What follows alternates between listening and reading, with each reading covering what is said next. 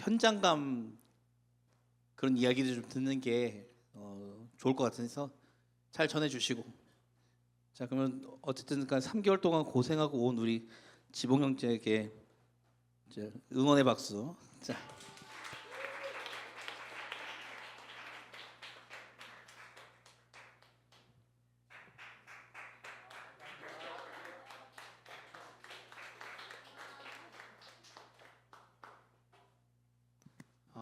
네, 먼저 성경보고 시작하기 전에요. 먼저는 3개월 동안 무사히 잘 다녀오게 해주신 하나님께 감사드리고, 또 청년부 분들이 기도와 재정 후원으로 후원해주신 덕분에 잘 다녀오게 됐습니다. 감사합니다. 네, PPT를 제작해 보았는데요. 기간은 지금 상교복으로 되어 있고 아카시 히토마르 교회, 그리고 이제 일본어로 적혀 있고, 그다음에 이제 2월 26일부터 5월 25일까지 다녀오게 되었습니다. 넘겨주시겠어요? 목차는 잘 안 보이시겠지만 첫 번째는 교회 사역 보고를 할 예정이고요. 그다음에 두 번째는 청년 사역 보고, 그다음에 기타 사역 보고, 그다음에 일본에서 만난 선교사님들, 그리고 재정 보고 나눔인데요. 지금 첫 번째 보시면 위에가 그때 제가 기도 편지 나눠드렸던 것처럼 이제 처음 제가 일본에 갔을 때 저를 사랑해 주셔가지고 이렇게 그림하고 환영한다고 이렇게 저기 보면은 홍지봉이라고 일본어로 적혀 있거든요. 그렇게 해서 이제 얼굴까지 그려주셔서 환영을 해주셨고요. 넘겨주시겠어요? 혹시 그때 일본 교회에 대한 사역들을 나눴었어요. 근데 그때 이제 회장님이 저를 대신해 나눠주셨었는데, 일본 교회 상황은 정말 조금 우리가 감사할 것들이 너무나 많은 일본 교회 상황입니다. 정말 같이 동역해줄 사람이 없어서 힘든 상황이고요. 보시면 지금 밑에 있는 방송 세팅이나 이런 것들은 제가 있던 이제 이순호 목사님이라고 하시는 선교사님이 계시는 교회에서 이제 IT 쪽을 이제 키우기 위해서 이제 줌이나 코로나 때문에 이제 다음 세대를 위한 어떤 유튜버나 이런 사람들을 이제 양성하고, 그 사람들이 이제 교회에 관심을 갖게 하는 어린 친구들이 교회에 관심을 갖기 위해서 이런 작업들을 하시고, 또한 그런 줌 이제 스트리밍이나 이런 것들을 위해서 방송들을 좀 그 목사님이 교단에서 힘써주시는 걸 도와드렸던 사진이고요. 그다음에 주보 이렇게 넣고, 그다음에 PPT 제작하고 저렇게 선물을 드렸던 사진이고요. 일본 교회는 진짜 정말 우리가 감사할 수밖에 없는 게 피아노 하나로 예배합니다.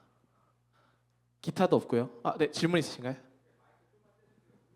네, 알겠습니다. 죄송합니다. 아까 전사님 말씀해 주셨는데 웅웅거리네요. 네, 떼고 얘기하겠습니다. 정말 피아노 하나로만 예배하거든요. 기타도 없고, 네, 드럼도 없고, 그다음에 아무것도 없고, 진짜 그랜드 피아노 하나로 예배하는 그런 상황이고요. 넘겨주시겠어요? 청년 사역입니다. 제가 청년부 회장이었어서 그런지 모르겠지만, 그리고 또 회장님이 나오셔서 그렇겠지만, 네,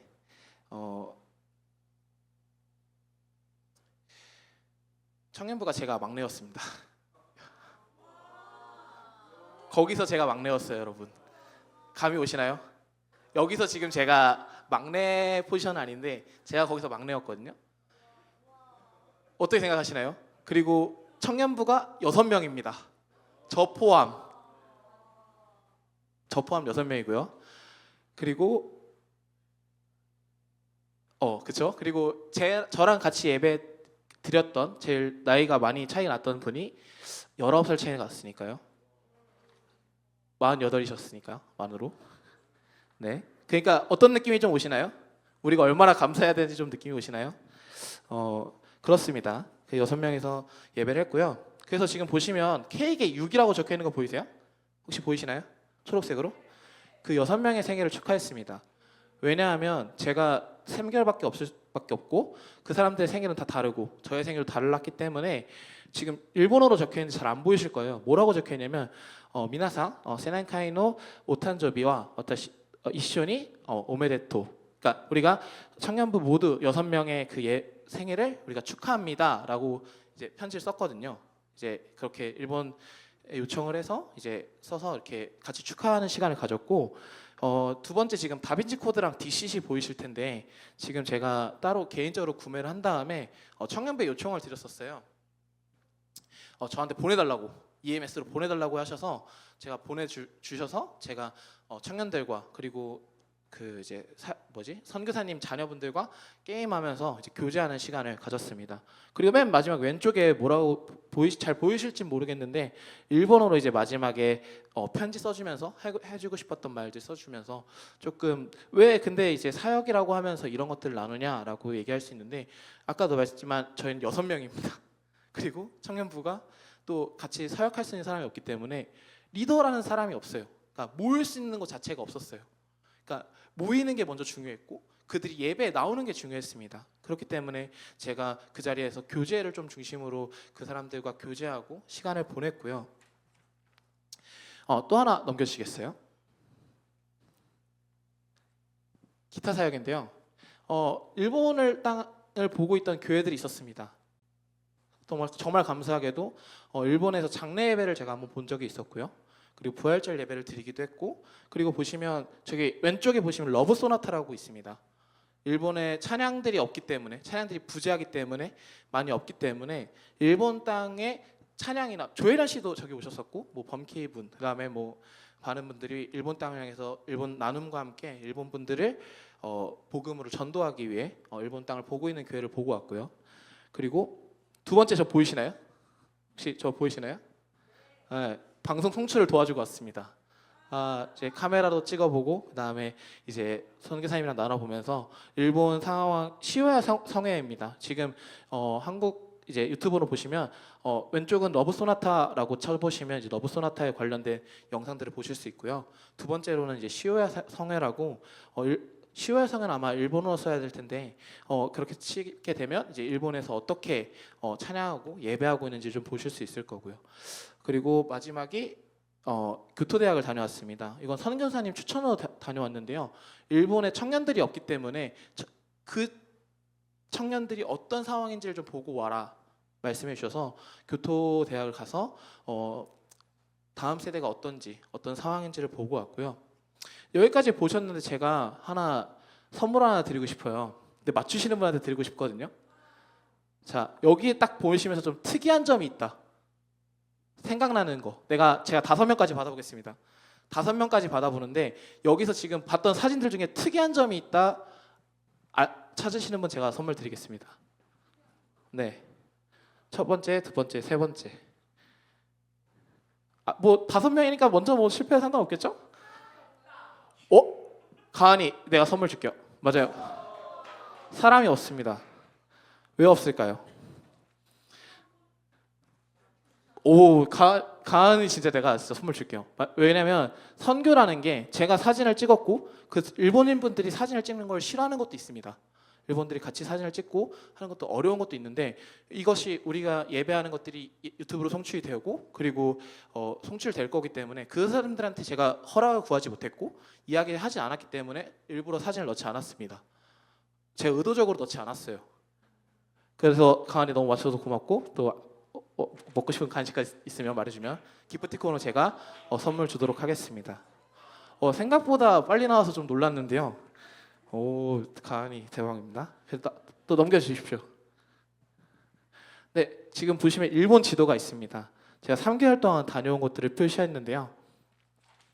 처음에 지금 보시면 저기 이스노 황수인 선교사님이라고 있습니다. 제가 있는 아카시 히토마루 교회 고베와 오사카에 30분 정도 거리에 있는 교회에서 섬기고 진행을 했고요. 제가 선교단체 소속도 아니었고 그다음에 개인 소속으로 갔기 때문에 또 그 선교 교육을 받았던 분들을 같이 신방하고 만나는 시간을 가졌습니다. 지금 밑에부터 설명을 드릴게요. 조은영 선교사님이랑 박철호 선교사님, 목민기 선교사님이라는 이 세 분을 만나고 왔는데 제가 있는 곳에서 그곳까지 30만 원이 듭니다. 신칸센을 탔고요. 그렇게 해서 갔다 와서 선교사님과 많은 시간들을 보냈고요. 그 다음에 이제 선교본부에서 요청이 있어서 조윤수 선교사님과 서혜정 선교사님이라고 그 주변 지지미 전도라고 해서 이제 그 일본 분들을 위해서 이제 지지미를 전달해주고 그 사람들이 교회에 올 수 있게 전도하는 얘기를 들었는데요. 이 이야기가 정말 귀한 게 이 지지미 전도를 꿈꾸신 분이 80세 노인이셨습니다. 청년이 아니고요. 청년이 없기 때문에 80세 노인이 기도하시다가 말씀을 듣고 꿈을 꾸셔서 전도하시게 된 시작이 지짐이 전도입니다. 정말 우리가 꿈꿔야 될 것들을 그분들은 80세가 되신 분들에서도 꿈을 꾸셨던, 그래서 전도를 진행했던 부분이 있고요. 그리고 이진경 선교사님이라고 지금 아카시 히토마르 교회 밑에 있어 나오시는 분은 신학교를 가셔서 그곳에서 신학교를 졸업하시고 목회자를 하시기 위해서 저 땅에 가셔서 만나게 됐던 분이시고, 그다음에 위에 도쿄의 고병옥 선교사님과 홍선현 선교사님인데 제가 도쿄도 갔다 왔습니다. 일본에 갔다 온 곳이 구마모토, 그다음에 아카시, 그다음에 고베, 오사카, 교토, 그다음에 도쿄, 교타나베 정도이거든요. 한 6, 7곳에서 다녀왔어요. 3개월 동안 정말 많은 곳을 다녀왔는데 저희 같이 선교 교육을 받았던 분이어서 같이 신방하면서 이야기하면서 은혜를 나누었던 시간이었고요. 그리고 저 김무혜 목사님은 제가 찬양 사역을 하시는 분입니다. 한인교회에서 선교하시는 분인데 일본 교회가 찬양이 없고 일본 안에서 그런 찬양의 부재 때문에 힘들어하시는 선교사님들을 위해서 찬양 집회를 여셔서 그분들을 초청해서 같이 찬양하고 예배하는 그런 선교사님이셔서 또 하룻밤 묵었습니다. 이 교회에 하룻밤 묵었는데요. 너무 감사하게 잘 갔다 왔던 것 같고요. 마지막으로 두 분 남았는데 손은철 집사님, 저분은 이제 선교의 방향이 두세 가지가 있습니다. 하나는 보내는 선교, 일본 땅에 일본인들을 섬기고 그들이 일본으로 돌아가서 그 땅에서 예배할 수 있게 하는 거. 두 번째, 목회자 선교. 지금 말씀드렸던 것처럼 목회자로서 말씀을 전하시고 돕는 교회를 위해서 섬기는 선교. 세 번째가 직장인 선교입니다. 직장으로 내가 그 일본 땅에 들어가서 돈을 벌고 그 땅을 위해서 섬기는 선교. 이렇게 세 가지 방향이 있는데요. 그래서 직장인 선교의 방향도 있다라는 걸 설명드리기 위해서 손은철 집사님도 또 소개해드리게 됐고요. 마지막 한성희 선교사님이 좀 특별한데요. 이분은 제 계획이 없었습니다. 이분을 만나는 건 제 계획이 없었어요. 연락할 수도 없었고 일상을 지나가고 있었어요. 오사카를 지나가는 중에 편의점에서 이 선교사님을 만났습니다. 이야기를 하던 중에 난 15년 동안 이 일본 땅에 있으셨던 분이고 선교사라고 얘기를 하시더라고요. 그래서 저는 이제 일본 땅에 마음이 있기 때문에 그분과 얘기하기에 시간을 냈습니다. 그래서 저도 일본 땅에 마음이 있어서 이곳에 와서 돕고 있습니다. 그래서 선교단체가 어디시냐고 여쭤봤습니다. 저와 같은 선교단체시더라고요. 근데 일본 땅의 인구는 1억 2천만입니다. 1억 2천만이 각자의 일상을 살고 삶을 살다가 저 두 분이 저렇게 만날 수 있는 기회, 저와 그분이 만날 수 있던 기회가 정말 흔할까요? 하나님께서 이끄셨다라는 생각이 듭니다. 그래서 좀 더 확신했던 것 같아요. 하나님께서 부르셨다라는 걸. 정말 이해되지 않지 않나요? 지금 저희가 이 좁은 하국역 안에서도 일상이 다르면 만날 수 없는 곳인데 같은 분, 다른 선교사님을 만났는데 저랑 같은 선교단체시고 저와 같은 것을 나눌 수 있는 분을 붙여주셨다는 거. 정말 저는 이것들을 보면서 하나님의 일하심을 조금 더 경험하고 느꼈던 것 같습니다. 넘겨주시겠어요? 네, 재정보고를 준비했습니다. 왜냐하면 이것들은 어떻게 보면 하나의 어떤 방점이라고 보여지는데요. 이것들을 제가 정말 보고할 의무는 솔직히 말해서 없을 수도 있습니다. 왜냐하면 개인 사역으로 갔다 왔고 후원자분들을 제가 다 초청해서 할 수 있는 것들은 아니었기 때문에, 교회 소속도 아니었기 때문에. 하지만 준비하고 나누는 이유는 뭐냐면 헌금이기 때문에, 이 땅을 위한 헌금이기 때문에 나눠야 한다고 생각을 했고 준비해서 나누려고 합니다. 제가 3개월 동안 생활하면서 26만 8,697엔을 사용했습니다. 900엔 기준으로 241만 8,273원을 사용했고요. 이 비용은 이제 3개월로 나누면 한 달에 한 80만 원 쓴 거겠죠. 그리고 이동으로 6만 4,673엔을 사용하였습니다. 하나로 58만 2,057원입니다.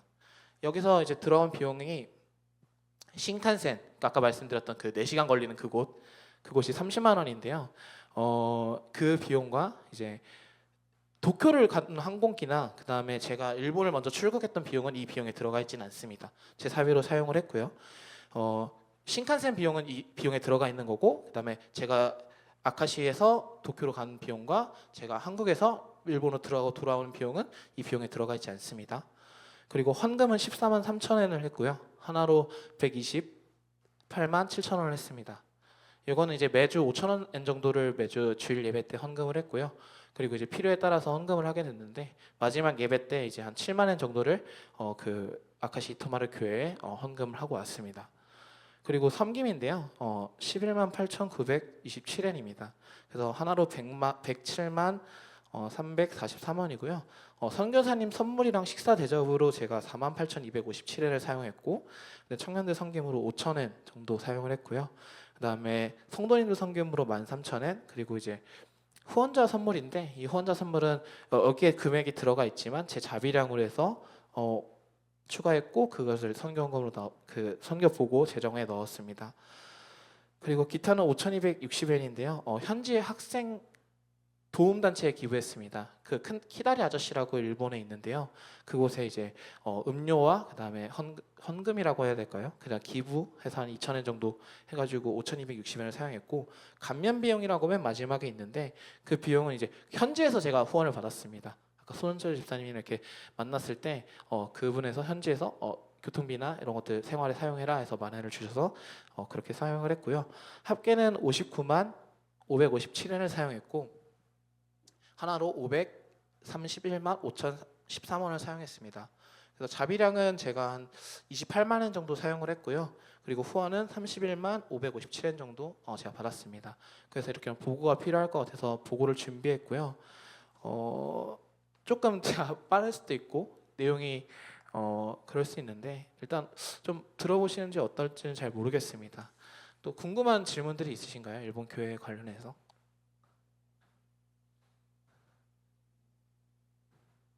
없으신 걸로 알고 넘어가도록 하겠습니다.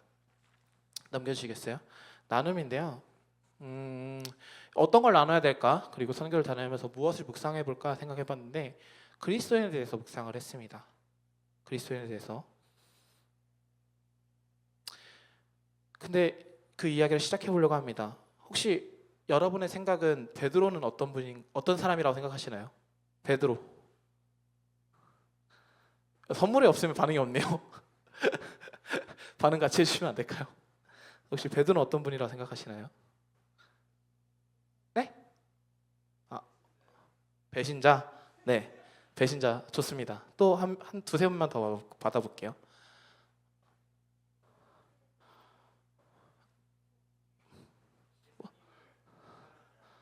예수님을 정말 사랑하는 사람. 세 번째는 아까 뭐였죠? 실패했던 사람. 네, 다 맞습니다. 그래서 제가 묵상한 베드로에 대해서 나눠보려고 합니다. 베드로가 처음에 성경에 등장하는 곳은 어부였던 자신의 생업과 관련이 있고 가치 기준이었던 바닷가였습니다. 그때 그물을 던지고 있었고요. 그 베드로에게 예수님께서 말씀하십니다. 했던 말씀은 나를 따르라고 말씀하십니다. 그러면 사람을 낚는 어부라고 말씀을 하시죠. 그래서 베드로는 그 그물을 내려놓고 예수님을 따라갑니다. 여기 보면 우리들의 세상적인 가치와 기준이 아닌 예수님을 믿기로 했기 때문에 이곳에 있는 거라고 저는 생각합니다. 또 지나와서요. 그리고 3년 동안 예수님을 따르던 베드로는 예수님의 질문에 대답하게 되는 상황을 맞습니다. 예수님께서 베드로에게 이렇게 질문하시죠. 인자들은 나는 누구라 하느냐? 라고 얘기합니다. 성경에서는 베드로가 고백하기를 사람들은 세례요한, 엘리야, 예레미야이거나 선지자 중에 하나라고 대답했습니다. 예수님께 다시 한번 질문하십니다. 그럼 너희는 나를 누구라고 하느냐? 라고 물어보실 때 베드로는 주는 그리스도시요 살아계신 하나님의 아들이라고 고백하였습니다. 정말 유명한 말씀이죠. 다 알고 있는 말씀이고요. 그 말씀 예수님께서는 그 고백 위에 교회를 세우신다고 말씀해 주셨습니다. 그리고 그 고백을 할 수 있던 건 베드로의 어떤 혈육적인 어떤 것이 아니라 하나님께서 그 고백을 주셨기 때문에 베드로가 고백할 수 있다고도 말씀하십니다. 세상에서는 예수님을 성인 중에 하나라고 말할 수 있습니다. 아까 사람들이 고백하듯이 예레미야, 어떤 엘리야, 선지자 중에 하나라고 얘기할 수 있습니다. 근데 우리의 고백은 예수님을 살아계신 하나님으로 같이 고백하길 원합니다. 하나님께서 주신 은혜 안에서. 또 오병이의 기적 후에 베드로가 제자들이 바람이 거슬리고 물결로 인하여 힘들어하는 밤중에 기도하러 가는 예수님께서 제자들을 찾아오십니다. 반대편에서 찾아오는데요. 무리를 걷는 예수님을 보고 제자들이 유령이라 소리칩니다. 예수님께서는 나니 두려워하지 말라라고 말씀하십니다. 그때 베드로는 주여 만약 주시거든 무리를 걸어오라 명령해 달라 합니다.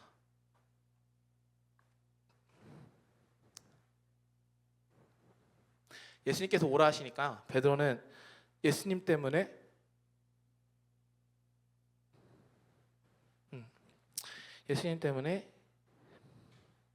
어부였던 자신이 친숙했던 그 배에서 어부였기 때문에 그 배가 너무나 친숙했을 겁니다. 내가 비바람이 오든 그런 상관없이 그 배에서 예수님을 보고 뛰어내립니다. 그리고 그 물 위를 걷게 되죠. 근데 폭풍과 바다를 보고 두려워 마음을 가지게 되니 그 물에 빠지게 됩니다. 우리도 예수님 때문에 우리에게 익숙한 곳에서 발을 뗄 수 있는지 질문해 볼 필요가 있다고 생각합니다.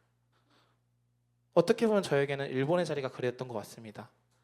전역 후 6년 동안에 익숙했던 이 교회와 청년부를 떠났었고요. 일했던 직장을 내려놨던 시간이었고 그렇기 때문에 하나님을 보고 걸어갔던 시간을 연습을 해봤던 것 같습니다. 또 다시 시간이 지나서요. 예수님께서는 최후의 만찬 때 베드로에게 말씀하십니다. 예수님 십자가에 죽을 것이며 베드로에게 너가 닭이 울기 전에 3번을 부인한다고 말씀하시는데 베드로는 죽기까지 따른다고 말을 합니다. 하지만 예수님께 잡혀가시던 날 대제사장의 종이었던 말고의 길을 자릅니다. 베드로가요. 3년 동안 예수님과 동행했고 그 이적을 보았던 베드로는 말고의 길을 자릅니다.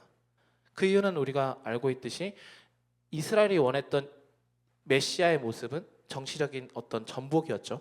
그렇기 때문에 그 길을 자르는데 예수님께서는 그 길을 붙여주시고 다시 잡혀가십니다. 이후에 우리는 알지만 예수님의 말씀대로 예수님을 3번 부인한 베드로가 있습니다. 그리고 그 자리를 빠져나와서 슬피 울게 되는데요. 우리가 여기서 묵상한 부분은 2가지입니다. 첫 번째는 우리의 열심이 하나님이 원하시는 방식이 아닐 수 있다는 것입니다. 베드로에는 열심은 있었습니다. 하지만 예수님의 말씀이 아니라 자기의 생각이 옳다고 생각하며 부정했습니다. 2번째는요. 세상의 질문 앞에서 우리는 베드로처럼 예수님을 부인하고 있을 수 있다는 것입니다. 예수님을 알고 그 제자의 길을 선택할 때 우리는 세상의 가치에 편승해 예수님을 부인한 삶을 살고 그 자리를 빠져나가 울고 있지 않을까요? 그래서 이제 잡혀가신 후에 예수님께서 십자가를 지시러 가는 길에 하나님은 베드로를 예수님의 십자가를 대신 지게 하십니다. 예수님이 힘들어하자 예수님을 보러 온 베드로에게 로마 병사는 예수님의 십자가를 지게 합니다. 그리고 예수님이 십자가에 돌아가시죠. 예수님께서 베드로와 우리에게 질문하실 수 있습니다. 이스라엘과 베드로가 원했던 메시아가 아닌 예수님이 성취하신 메시아의 자리는 십자가의 자리입니다. 근데 우리한테 걸어가냐고 물어보실 수 있어요. 우리가 생각한 방식, 우리가 생각한 모습 이게 아니라 그 자리를 같이 걸어갈 수 있겠냐라고 질문하실 수 있습니다. 선교, 섬김, 그리스도인의 삶의 자리도 비슷한 것 같습니다. 그 질문 앞에 이후 제자들은 도망칩니다. 너무나 유명한 이야기이고 동계 수련회 때도 전도사님 전해주신 말씀이지만 예수님께서는 도망간 베드로에게 찾아와 너는 나를 사랑하느냐고 3번 물어보십니다. 베드로의 고백은 내가 주를 사랑하는 줄을 주님이 아십니다라고 고백합니다. 그 말씀을 묵상할 때마다 베드로의 고백이 얼마나 큰 고백인지를 다시 한번 느끼게 되는 것 같습니다. 주님이 아신다고 말할 정도로 우리는 말할 수 있을까라는 고민이 들었기 때문입니다. 예수님을 부인하고 도망쳤지만 그럼에도 불구하고 예수님께서 그 실패자였던 예수님을 찾아오고 배신자였던 베드로를 찾아왔을 때 주님 제가 주님을 사랑하는 줄을 주님이 아십니다라고 말할 수 있는 그런 고민들이 되게 됐고요. 질문들이 되게 되었습니다. 이제 마지막으로 넘어가는데요. 베드로의 이야기는 여기서 끝나지 않습니다. 사도행전으로 넘어가죠. 예수님께서 부활하신 후에 사도행전으로 넘어가면 제자들이 모여 성령의 도우심을 구합니다. 마지막 은혜를 받은 베드로는 설교로 3,000명을 회개하게 하며 자신이 원치 않던 이방인 민족이었던 고넬료에게 복음을 전합니다. 하나님께서 환상을 보여주시고 내가 더럽다 하지 않은 것을 너가 더럽다 하지 말라라고 얘기하시고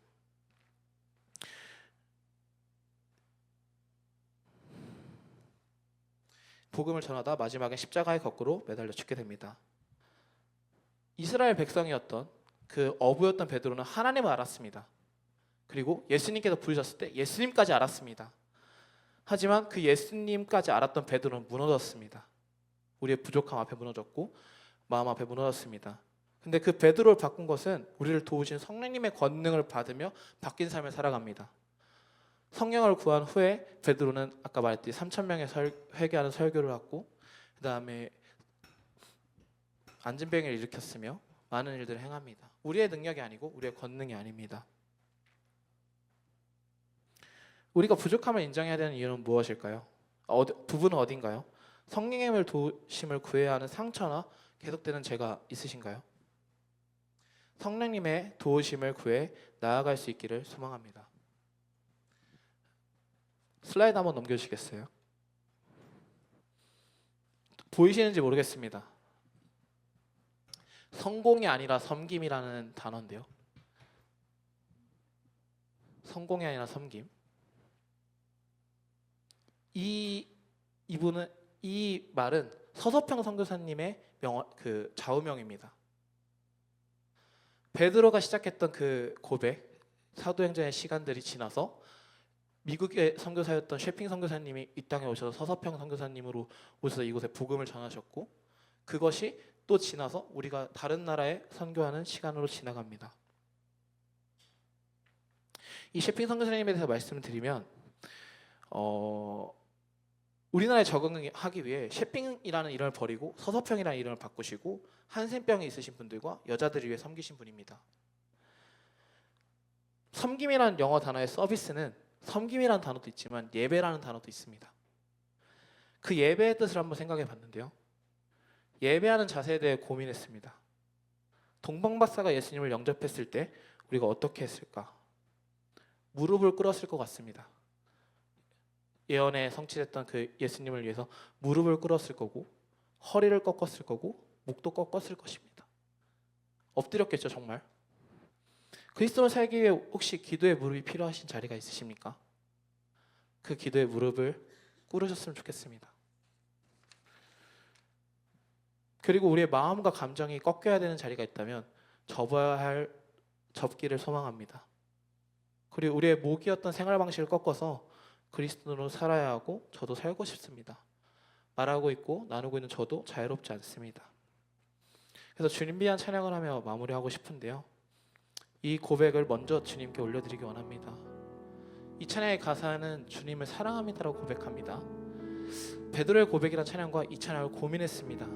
근데 우리가 먼저 사랑하게 고백하고 성령의 도우심을 구하면서 묵상하길 원합니다. 이 찬양의 가사를 들으면서 내가 하나님을 사랑합니다라고 고백하고 하나님의 그 성령의 도우심이 필요한 자리가 무엇인지를 묵상하고 찬양하시기를 소망합니다.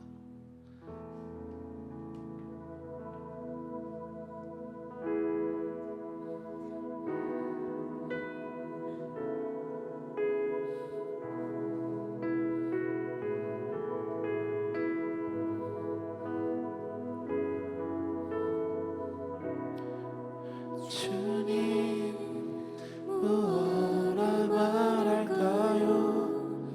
그냥 주님이 좋은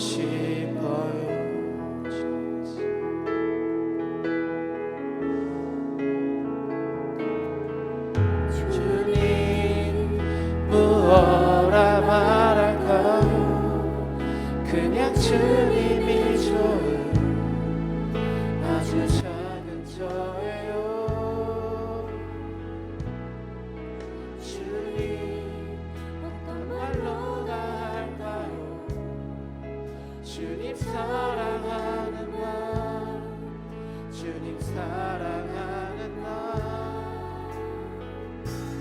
주님 내 주님 이름만 불러도 가슴이 뛰어요. 주님 내 주님 주님 곁에 머물고 싶어요. 정말 하나님께서 무엇이라 말씀하시는지 우리가 정말 주님 앞에 우리가 주를 사랑합니다라고 고백하고 하나님께서 무엇을 말씀하시는지 듣기를 원합니다. 또한 결단하기 원합니다. 그렇게 살아가기 원한다고 결단하고 나아가기 원합니다.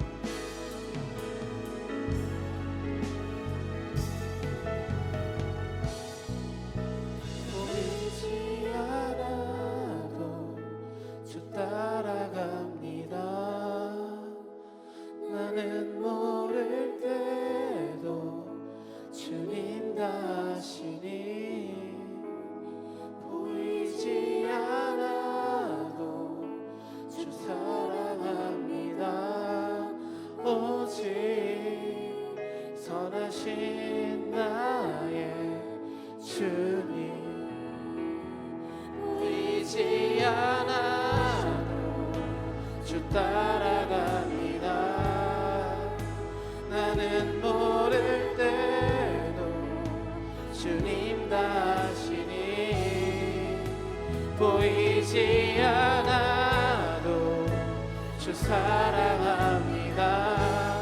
오직 선하신 나의 주님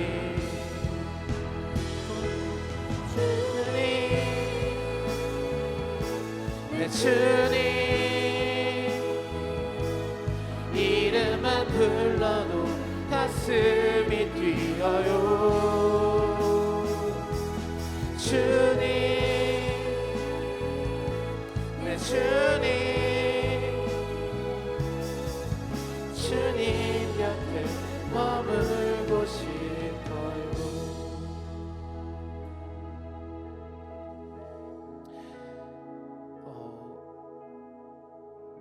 감사합니다.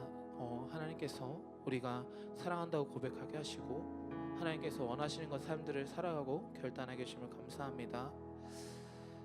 정말 또한 말씀을 마음의 문을 열어주시고 그 말씀이 전해질 때 전도사님의 말씀이 전해질 때 그 말씀 앞에 우리의 마음들이 열리고 또한 마지막으로 멘트하기 원하는데요. 선교사님들의 그 삶이 정말 세상의 가치와 기준과 너무 다릅니다. 그럼에도 그 불구하고 그 땅을 살아가고 있는 선교사님과 일본 땅을 위해 같이 기도해 주셨으면 너무나 감사하겠습니다. 이로써 저의 이야기는 마치고요.